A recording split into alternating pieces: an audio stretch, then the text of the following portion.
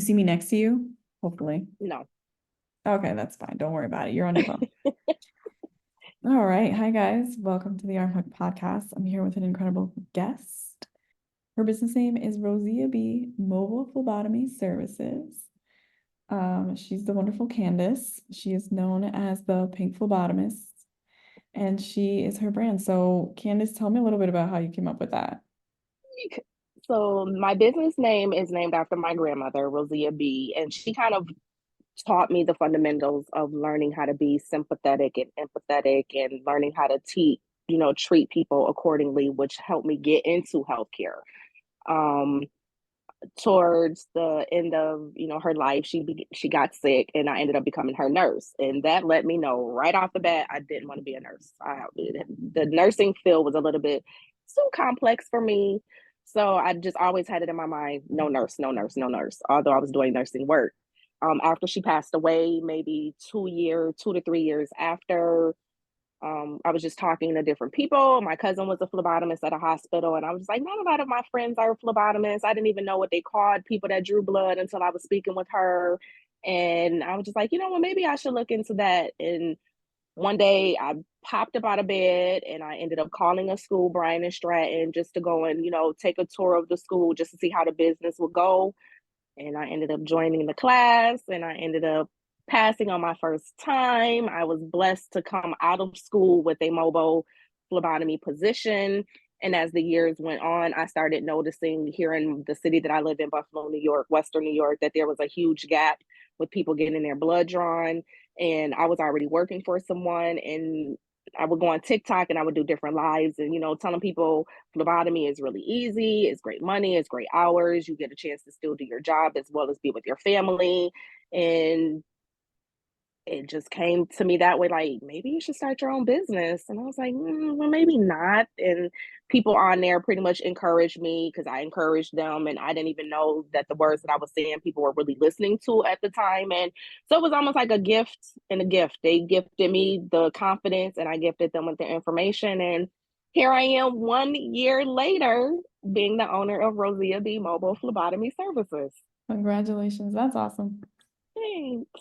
It sounds like it's something that you grew, and that's what it's about. It's like you've been following it for a while and Yeah. it starts to get support. It sounds like you have peer support, and Mm-hmm. now you're running your business.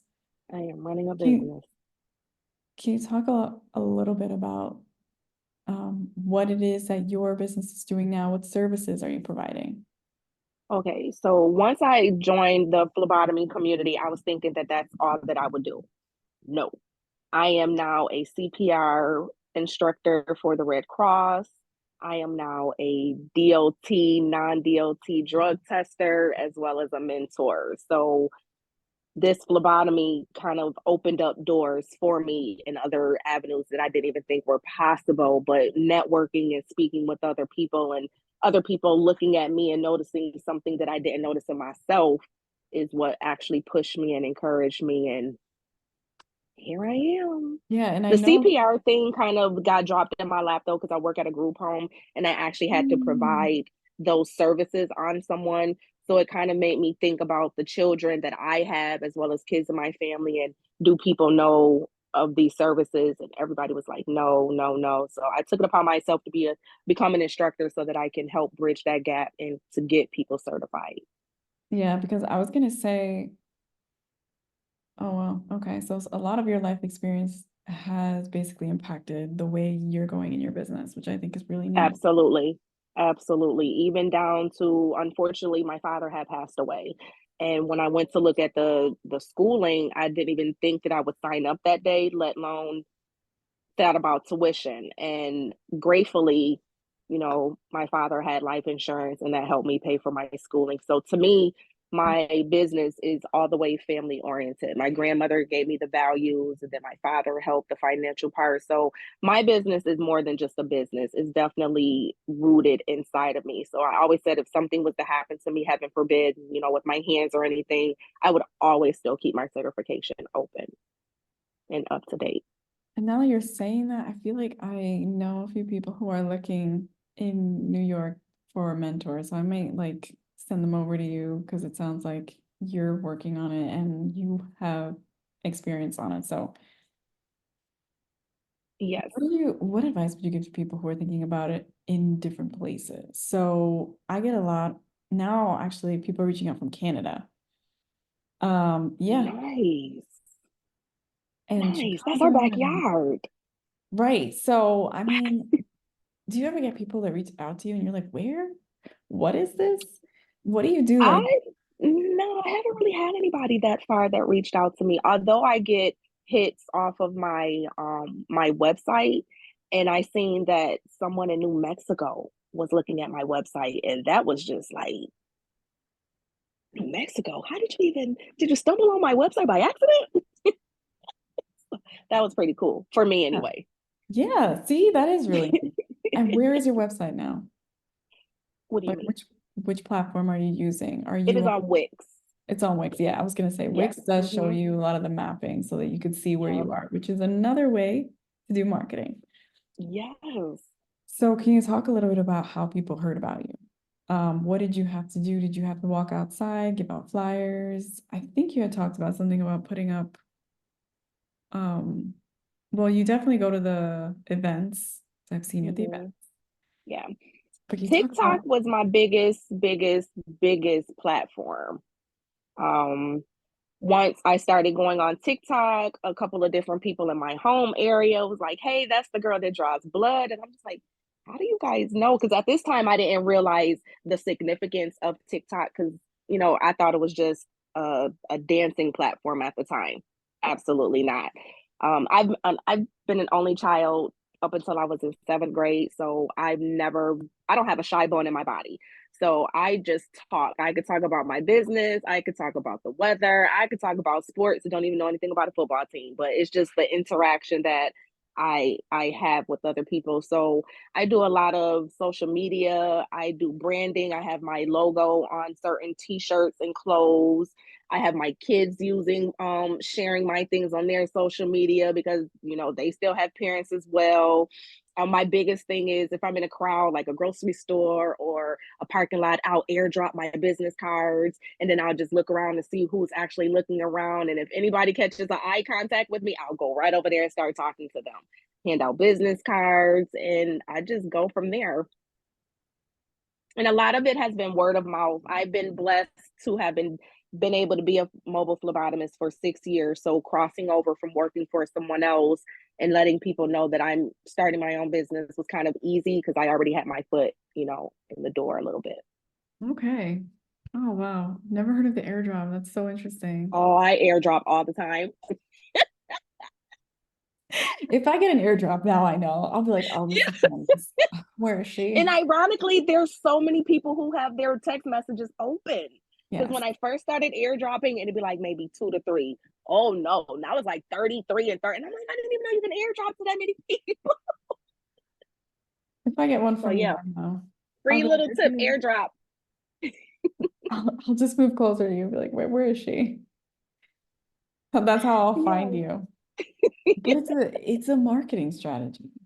It's definitely the marketing strategy. And you have to know who your target audience is as well. I don't draw on children, so a lot of my content is not children based. It's a lot of educational information to draw people into why they should choose me.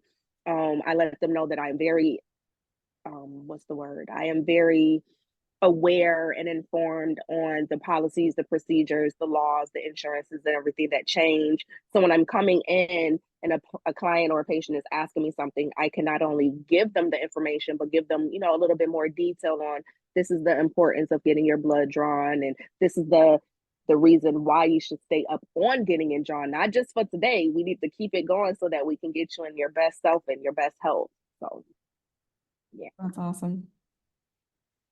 And so how do you get the clients? So besides going out there and reaching out to them, how do you get to that point where it's like, okay, so they're actually gonna come or they're gonna call me and then I'm gonna go.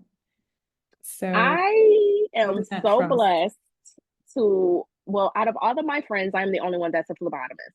So a lot of my nursing friends are able to refer me when they're hearing of people needing blood draw. And I've been doing this for so long and I've always been into social media. So I always post on my way here and posting a picture of me and my sample. So a lot of my friends know what I do. So a lot of people would tag me on social media or inbox me and say, hey, my aunt or my mom is looking for this. I just contacted the Channel 4 News Daybreak, What? so I did an interview with that. And in the same day later on, I did a newspaper interview. So there's a lot of people that are mentioning my name as well. So it's not just me, and I am very, very, very thankful for the people that are helping me, because when you're networking and you're using social media, you can kind of see who's interacting because you get likes and hearts and thumbs up and things of that nature. When you're talking to people in the real world, you don't really know who's listening until somebody calls you or messages you or hits you up on your website. So Yeah. it definitely let me know people are watching me, because I get a lot of people that say, hey, so and so sent me. And it's just like, wow, really? I Yeah, appreciate that so much. that's amazing. And I get it, right? Mm. You scroll through social media, but it doesn't show. Like I looked at it Yeah. before. I didn't stop, but I'm still scrolling and I see that Mm-hmm. they did this and this person did that. It's always a networking thing. I feel like no matter where you go, whether it's to get your hair done or to pick up the kids or dinner, there's always places for you to put a business card and just put it there. The only thing they can do is throw it out, or they'll leave it, or someone will pick it up. You know what I mean? Just put them out there. You don't have business cards just to keep in your pocket. Spread them out, drop them everywhere. Get brochures and pamphlets and flyers and just put them up everywhere you think that you So will true. be We like get business noticed. cards, but don't use them. Like, why do you have like Yeah, 500 why do business you cards? have them? Like, I don't understand. I have one mentee and she's like, yeah, I got 1,000 business cards. And I'm like, great, where have you handed some out yet? She's like, I haven't. And I'm like, girl, for you need to hand those out. Because it's weird. You're gonna walk up to someone and hand it, you know? It's like you want to have a Yeah, but a conversation. lot of people nowadays are so not used to interacting anymore. When you Yeah. say hello to people, people are so caught off guard. So this is Yep. almost like an icebreaker to bring people back to being nice. You know what I mean? And not only am I not only am I giving you a business card, I'm opening up a dialogue to see, A, are you a person that stays up on your blood draw, and B, why? Is it because you're scared? Is it because of your time? Is it because Right. money? And then I'm that person that can give you an idea on how to bridge that gap so that you don't have to keep running from getting your blood drawn anymore. And not for nothing, a lot of us don't get it done because it hurts. It all comes with technique and things like that. And I'm very good at what I do. And I don't know if you see those videos right now with like the nurses or medical assistants using the needle to puncture a balloon to see if Yes. they can pop it or not. I did that and I did not pop it. And I think it's all about a technique. And if you can not pop a balloon, you can all the way draw on a person and not hurt them. So, Yeah. And your yeah. patients will tell you. Like they'll be like, oh, that was really good. Oh, you're done? Yep. Oh, Mm-hmm. I didn't even I feel love that. those. I love those patients. I had one patient who just automatically knew I wasn't going to get her blood, and she told me what needle to use. And I listen to the patients, but sometimes you have to just make your own executive decision. And she's talking to me. I used the straight needle. I put the band-aid on, and she's like, "Okay, well, let me know when you're done." No, she said, "Let me know when you start." I said, "Girl, I'm done. I don't put the band-aid on. I'm about to sit down and put your name on this paperwork." Talk to I them a told you I'm little. good at what I do. And I said, and I didn't use a butterfly needle at that. She's like, oh my goodness. I said, yeah, I'm good at what I do. Pat self on back. You have to. You have to, right? Yeah, sometimes you do. That's what they hired you for, is you're the expert. Yeah. Yeah. But you have to sometimes listen to the patients. But when you have a patient that just feels like butterflies is all that they need, well, first of all, the biggest thing about butterflies are they're the same size as the straight needle. And that's the biggest thing that people don't even realize. The levels are the same How do patients even know that it's called butterfly, right? because of us. I'm gonna put the little butterfly. The text, because if they didn't know anything about it, they wouldn't be able to tell us what to use. And for me, I really use butterflies for the hands. I don't feel, that I need it for your arm. And my specialty patients are cancer patients, organ donors, and pregnant women. So I have a lot of hard draws that I'm still able to get with a straight needle. And that also came along with time and my experience. And I think a lot of my experience came from me always being mobile. So I had to learn on my own real quick how to get this blood and There were times where I was sitting in there and I couldn't get the blood, but you can't show, your nervousness or your defeat in front of the patient. It's all about confidence. And I had to teach myself, you're going to get this blood, and I would get it. Oh, wow. And so I guess like I'm trying to think when I should say a question that I get a lot is where do you get the contracts? How do people go out and get the contract of their dreams, whether that's with the police department, fire department, with LabCorp, with whatever, because that seems to be an issue. Like people are ready, they've got the supplies, but they don't have the patience. The biggest thing with patients and getting contracts is your experience. A lot of people feel like coming out of school that they're going to just automatically become a mobile phlebotomist. It's already hard enough to get a job in a hospital. They want you to have 1 to 2 years experience and you're going to be Okay. working with people. To have a job being mobile, you're not just going to come out and get it, because they want to make sure that in situations like I said, when I couldn't get the blood, that you know how to figure it out because you're on your own. You're not at like a Quest or a hospital where you can go and get a coworker. So that's going to be the biggest issue as well. So my advice would be to people coming out of school or training classes, don't try to start up a mobile business because you're not going to get those contracts. And that's just the reality of the situation. You're not going to get those right now because your experience isn't there. So I would advise just going into clinics, hospitals, even blood donation places, or plasma centers, just to get the experience up. And then once your experience is up, that's when you start looking into some of the labs that you want to work with, like maybe Sneak Peek. You would just go on their website and look under the contact area, fill in your information, and they'll contact you. It makes sense.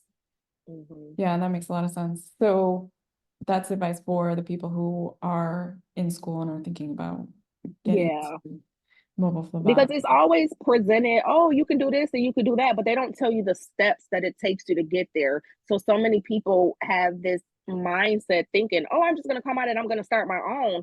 And that's not true. So then when they meet people like me, who's a mentor, and I'm trying to help you get into those steps, it's almost like a defeat. And I'm like, no, don't feel defeated. You still have time. It's just not going to be right now that you're going to get it. And that's okay, because you still need to build up your experience. Right. And so you mentioned mentoring. Are you mentoring people only in New York, or are you I also? am not. Oh, I am nice. all over the place. Yes. Okay. Most of the laws and the policies and procedures are the same. The biggest differences that I've noticed will be maybe the CLIA form is a lot different, and some labs won't partner with certain states. But for the most part, everything is still the same. Yeah. Yeah. There's I mean, definitely if you're looking into doing mobile phlebotomy to look up the laws and regulations in your state, because some of them are Mm-hmm. different. Sometimes, Right. I mean, I've heard people are required certain certificates or maybe a Mm-hmm. business license or whatever it is that Mm-hmm. you need to do to start your business because it's Mm-hmm. really scary. I mean, there's a lot of Yeah. stories and news out there of people Right. like trying to start businesses and Right. And as a get mentor, shut I down. kind of tell people to be cautious, because just because you have experience in your lane, that doesn't mean that you know what's going on in New York State. When Yep. I was looking at a lot of the phlebotomy groups and the phlebotomy lives and everything that was being presented, everybody was putting all the 50 states under one umbrella. And I Right. had to be the one that comes on there and say, our CLIA form for New York State is not the same as it is for Texas. So that's the biggest challenge right there. As a mentor, you have to know New York State doesn't always operate the same as Texas. Jersey doesn't always operate the same as California. So to be a mentor, you have to be up on both states. And if you can't lead your mentee down that particular road, then you need not be a mentor either. Now, you're both going to learn things, of course, going down the way, but you as a mentor, you're the one that's driving that car. So you are the one that's supposed to be telling your mentee, this is what you need per your state guidelines. So Can you talk? it's like I said, it's a learning thing every day, because I had to sit back and learn. In California, they need to have a seller's permit. In New York State, we don't need a seller's permit. Yeah, A lot California. of states don't require you to be certified, and I get some mentees that say, oh, well, we don't have to be certified. And this is true, because in New York State you don't have to be certified either.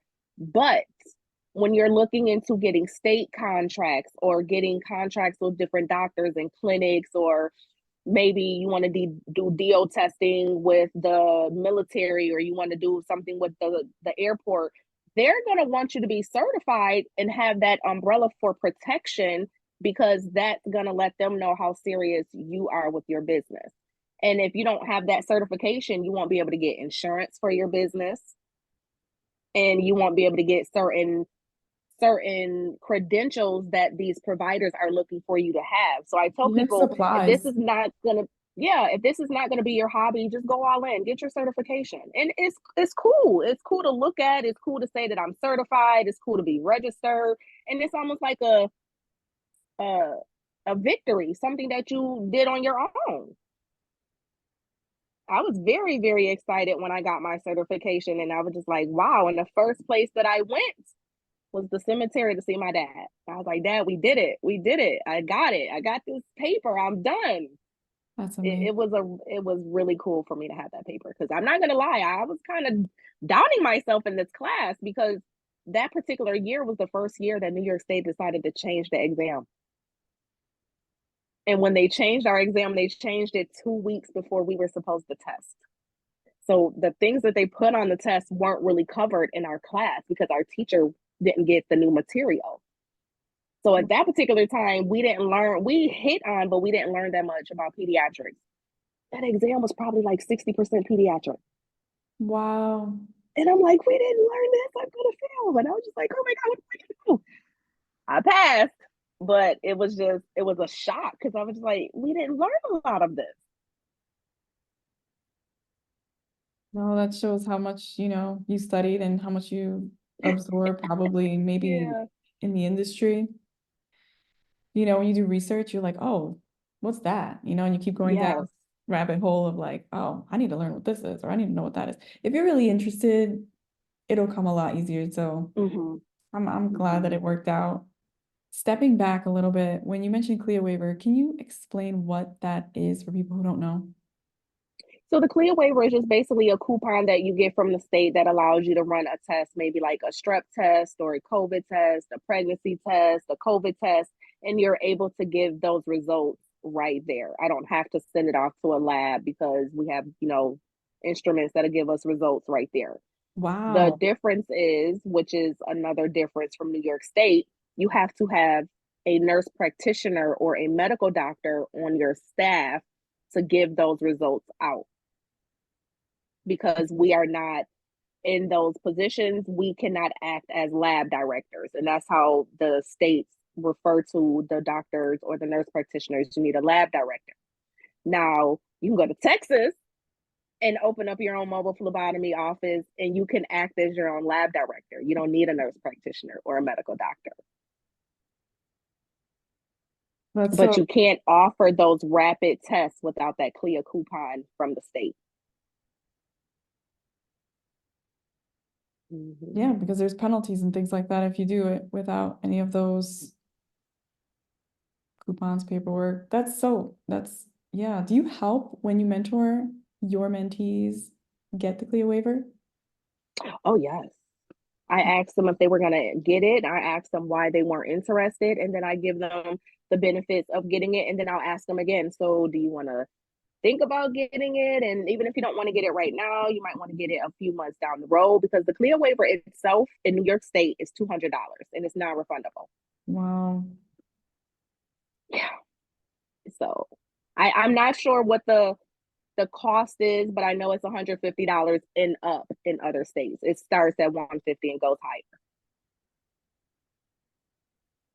Can you talk a little bit about like some things that you feel that you've learned now that you wish you knew? What do I know now? What do I know now? When I first was starting my business, it almost took 10 months for me to start my business. I had a host of people helping. I put a lot of faith and trust in people, and it worked out in my best interest, because I definitely got to where I needed to be. But had somebody taken me by my hands and kind of explain things to me a little bit better, I think I could have had my business set up in 2 months. So now that I am a mentor and I broke everything down and I'm seeing and I'm looking at what I did as opposed to what my mentees are doing, they're getting these steps done almost within 30 days. And I tell people your business can open within really 2 months.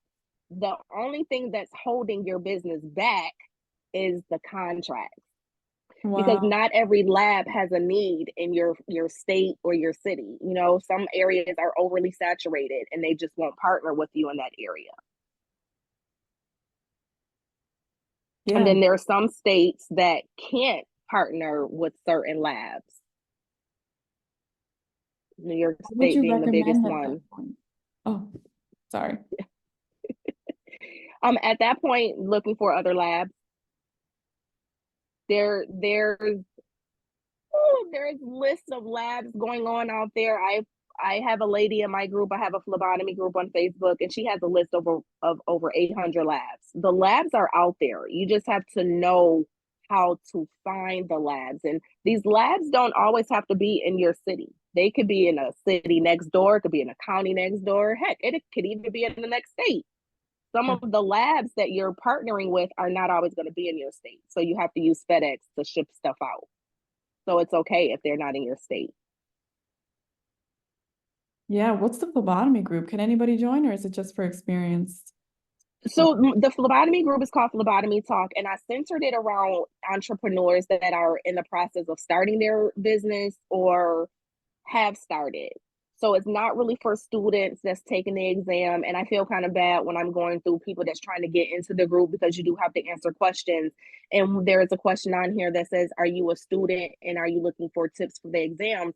And I get so many people that says yes, and I have to decline them because unfortunately that's not what this group is for. And I have to keep with the idea of why I started it, not to not allow these people to come in to get help, but I have to keep the group from being overly saturated, because we're all business minded at that point. We're not in Yeah. school anymore. Yeah. So you guys heard it here. Go reach out on Facebook if you are starting your business or if you need help. It sounds like it's a good support group. Mm-hmm. And then I'm just thinking about a little bit of the questions that I get a lot. And typically, when do you know it's a good time to get a mentor? Sometimes people get stuck, they do their research, and they're in a circle. I feel if you don't know where to start, Yeah. if you think, oh, well, I don't know what, that right there is time for you to get a mentor. And when you're looking for mentors, you want to make sure that you're getting a mentor that fits like a Yeah. shirt. You have to make sure that you're a good fit, that they are offering you the opportunity to speak with you more than once. They're not really giving you a time frame of 20 to 30 minutes, because you know what really can you get situated in 30 minutes? You know, there's a lot of things that's going through everyone's minds, and sometimes the conversation goes a little bit longer than 30 minutes. So you want to make sure that they have time for you.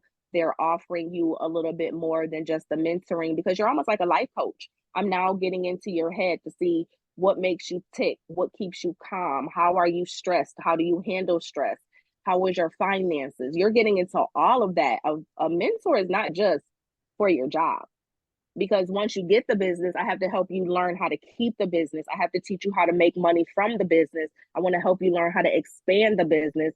And more than anything else, I want to teach you how to pass that business on to your children. And when you pass it on to your children, they don't even have to draw blood. They could just be the CEO. You just want to Yeah. keep the business in the family so that there's something that they can have moving forward. When I was a child, I was just taught to work. But now, the world is changing and everybody is thinking about becoming business owners and thinking about how to leave their kids something, and teaching their kids that you don't have to work until you're 60 and 70 years old. The retirement age is not the same anymore. What is it? Used to be 50, 60. There's people working all the way into their 80s and 90s. I don't want to do that. That flexibility. Yeah, I don't want to do that. I know. At different times. Yeah. So then I have to ask, how do you make time for the speaking opportunities that you've done, the content creation, if you're coaching and you're working on your business? I do all my content on Sundays. Facebook definitely has a feature where you can schedule your posts. So Nice. I'll schedule my posts for 7 days and I'll do everything on that Sunday. So anything that you get extra, if you see me posting maybe 2 or 3 times in one day, those other 2 are extras. So I definitely set a day strictly for content. And Sundays are my days where I'm really in the house anyway, so I can get a lot of things done. Well, that's awesome. Then I'm sorry, what was the other part of the question? Oh, how do I do speaking engagements? Pretty much Yeah. my calendar is open. So when anyone calls, it's for, a couple of days or a couple of weeks out. It's not something that's today or tomorrow. So I really have a lot of flexibility in my schedule, especially because I don't draw blood every day. I don't teach CPR classes every day. I don't do drug testing every day, which is why I got into this business. So I don't have to work every day. And So have it's a you hired lot of help? flexibility. Hmm? Or have you hired help like other phlebotomists to work with you? I do not have other phlebotomists to work with me right now because I'm still trying to get a handle on everything. But I do, I do have staff that are waiting, and I do have an office manager that helps out. Oh, very cool. Yeah. Mm-hmm. Office manager, virtual assistant. Yes, ma'am. Mm-hmm. But because I'm so hands-on and this is my baby, I like to do everything myself. I know, I know. Don't worry, And you'll grow it's enough and that you're like, I need to give this to somebody else because I can't do this. I pray for days like that. I You do. Because will. right It'll get now there. I'm losing it a little bit. Like, oh my God, did I figure out? Did I do that? And my biggest thing is my notebook. I have to write down so much because if I don't, I will forget it. My Yeah. to-do list have went from 3 to 3,000. Yeah. Yeah. I get Is it. I'm grateful for it, but it's so funny because when you're in the business world, you think that you're gonna quit your 9 to 5 job to work for yourself for less hours. And it's the complete opposite. You're leaving your Monday through Friday 9 to 5 40-hour week for a 365 24/7 day job. Yes, you're not wrong. That's what you did. You're going on vacation, you're working. You're in a grocery store, you're texting. You're at home, you're doing something. It's always something with the business. You're sleeping, you're popping up. Like, did I answer that email? Did I get that out? Did I Yeah. pick this up from the postage place? There's no rest ever, ever, ever. I went on a 7-day cruise and I find myself like this on the islands like this. And they're like, you working? And I was like, I see why people go on vacation and they're still on the beach with their feet up. I'm like, they're not resting. They got to make sure everything is okay. That's me. I am now that person. No. Well, hopefully you do get some time to break, even if it's for the afternoon, the night, whatever it is. Right. And do you do anything to meditate, yoga, I don't know, pray, anything I that like, pray. I just okay. got a new pink Bible, so I'm gonna really start Oh, diving into my studies. And I am learning that I do need to set a time aside for myself because my brain is just always going, going, going. mhm. So I am learning. Have I implemented? No, but I'm learning that's what She's I need getting to there. do. Okay, well, that was the last question. Thank you so much. I know how busy you Thank are, you for you having know. me. Yes. And I'm so excited to see what else you do because I mean, Me I feel too. like every time I talk to you, it's something new, something exciting, a Oh, new thank improvement, a new you. interview. So I'm Hmm. sure I'll keep hearing from you. You definitely will.